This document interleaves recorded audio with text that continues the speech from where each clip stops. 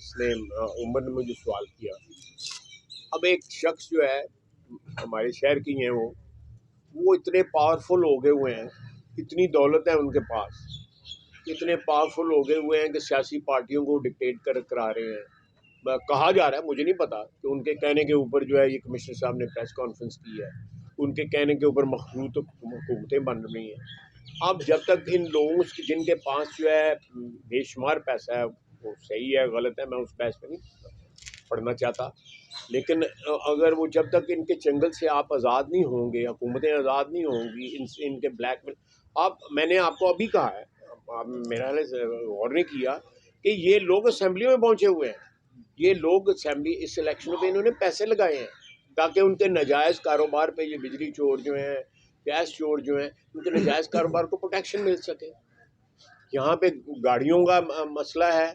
1998 तक जो है गाड़ियाँ यहाँ पे 100% बननी चाहिए। 1998 उनको बीते जो है 25 साल हो गए, 25 साल से भी ज़्यादा हो गए, ज़्यादा हो गए हुए। 1998 में डिलीशन प्रोग्राम ख़त्म होना था, किसी ने नहीं किया। हमारी हुकूमत ने, चाहे वो कोलिशन की हुकूमत थी या मियां नवाज शरीफ की क़यादत में हुकूमत थी, कम से कम आपको नज़र आता है, इस शहर में आपको नज़र आता है। आप मुझे बता दें PTI के 4 साल में क्या हुआ है इस शहर में। हमारा इस शहर में नज़र आता है आपको विमेन यूनिवर्सिटी, अभी का उसका जिक्र किया गया है। यहाँ पे मोटरवे आपको नज़र आती है, यहाँ पे 2 आपको ओवरहेड ब्रिज नज़र आते हैं, यहाँ पे मेडिकल कॉलेज नज़र आता है ना। अल्लाह ताला हमें इक़्तिदार दे, पंजाब में अल्लाह ताला इक़्तिदार हमें बख्श रहा है, सामने नज़र आ रहा है, उसकी मेहरबानी है अल्लाह ताला की, आप लोगों की मेहरबानी है जिन्होंने इलेक्ट किया है पंजाब में हमारी। ये सारा कुछ होगा आपके शहर में। बिल्कुल मैंने बिल्कुल उम्र के उस हिस्से में हूँ कि मैं एक लेगेसी जो है डेवलपमेंट की इस शहर में छोड़ना चाहता हूँ। ये मेरे साथी मेरे राइट लेफ्ट पे बैठे हुए हैं।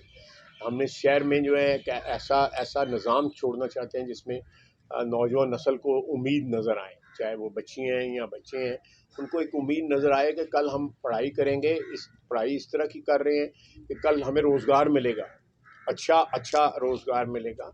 एक सेंसलेस या डायरेक्शनलेस जिसकी कोई सिमत ना हो, वो एजुकेशन जो है वो मैं समझता हूँ ज़हर कातिल होती है, वो एजुकेशन नहीं होती है।